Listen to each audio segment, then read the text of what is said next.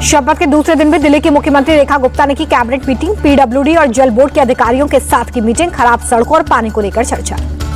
24 फरवरी से शुरू होगी दिल्ली विधानसभा का नया सत्र। 25 फरवरी को विधानसभा में कैग रिपोर्ट पेश होगी। दिल्ली में रेखा गुप्ता सरकार का बड़ा फैसला, सीएम के पुराने निजी स्टाफ की सेवाएं खत्म, सभी अफसर अपने मूल कैडर में भेजे गए। आतिशी का बीजेपी पर अटैक, मुख्यमंत्री रेखा गुप्ता से पूछा महिलाओं के खाते में पैसे कब आएंगे, पहली कैबिनेट बैठक में प्रस्ताव क्यों पारित नहीं हुआ। आतिशी के सवालों पर रेखा गुप्ता का पलटवार, कहा जिन्होंने 13 साल तक दिल्ली को लूटा वो हमसे सवाल कर रहे हैं। आप पर हमलावर हुए बीजेपी नेता विजेंद्र गुप्ता, बोले ये समय से पहले तीर चलाने जैसा है, आपको पता है कि सभी काम होने वाले हैं। दिल्ली के मंत्री रविंद्र इंद्राज का आम आदमी पार्टी पर अटैक, इंडिया टीवी से बोले आपने 10 सालों में सिर्फ भ्रष्टाचार किया, कैग रिपोर्ट से आपका करप्शन सामने आएगा। दिल्ली के स्वास्थ्य मंत्री पंकज सिंह बोले कि जनता से किए सभी वादे पूरे करेंगे, हमने पहले ही दिन से काम शुरू किया है। महाराष्ट्र के डिप्टी सीएम एकनाथ शिंदे का बड़ा बयान, बोले मुझे हल्के में मत लेना, मैं बाला साहब ठाकरे का सिपाही हूं, मुझे हल्के में लिया तो टांगा पलट दूंगा। शिंदे बोले कि 2022 में मुझे हल्के में लिया गया था, मैंने सरकार पलट दी थी, इसलिए मुझे हल्के में लेने की भूल मत करना, ये इशारा जिसे समझना है वो समझ गए।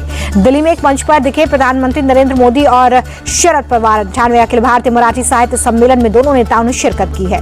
अमेरिकी फंडिंग को लेकर बीजेपी राहुल गांधी पर हमलावर है। प्रवक्ता गौरव भाटिया बोले राहुल गांधी का चरित्र देश विरोधी, वो एंटी इंडिया फोर्स का हिस्सा है। बीजेपी ने कहा कि कांग्रेस विदेशी ताकतों का सहारा ले रही है, विदेशी शक्तियां प्रधानमंत्री के खिलाफ साजिश रच रही हैं। उपराष्ट्रपति जगदीप धनखड़ बोले कि अमेरिकी राष्ट्रपति ट्रंप के खुलासे से हैरान हूं, हमारी चुनाव प्रणाली की शुद्धता को कम करने और खराब करने की साजिश हुई। उपराष्ट्रपति बोले कि अमेरिकी फंडिंग की बात बिल्कुल सही, हमें इसकी तह तक जाना चाहिए, पता लगाना चाहिए कि वो कौन लोग हैं जिन्होंने देश पर ऐसा हमले को स्वीकार किया। मायावती की राहुल गांधी को नसीहत, ट्वीट कर लिखा दूसरों पर उंगली उठाने से पहले अपने गिरेबान में झांके। मायावती बोली कि कांग्रेस ने दिल्ली में बीजेपी की बी टीम बनकर चुनाव लड़ा, जिसके चलते बीजेपी सत्ता में आई। राहुल गांधी के बयान पर बोले यूपी के डिप्टी सीएम केशव प्रसाद मौर्य का, हमारी नजर में सपा, बीएसपी और कांग्रेस एक ही थाली के चट्टे बट्टे हैं। सीएम योगी का अखिलेश पर अटैक, विधानसभा में बोले कि पर्सनल एजेंडा वालों को भारत की तरक्की अच्छी नहीं लग रही है, वो कहते हैं कि भारत कभी विकसित नहीं हो सकता है। यूपी बजट को लेकर अखिलेश यादव का ट्वीट, बोले ये बजट नहीं बड़ा ढोल है जिसमें आवाज तो बहुत है लेकिन अंदर से खाली है। तेजस्वी यादव के अपराधों की सूची जारी करने पर बोले केंद्रीय मंत्री ललन सिंह, पहले वो अपने माता पिता के राज को देख लें, उनके राज में अपराध का उद्योग चलता था।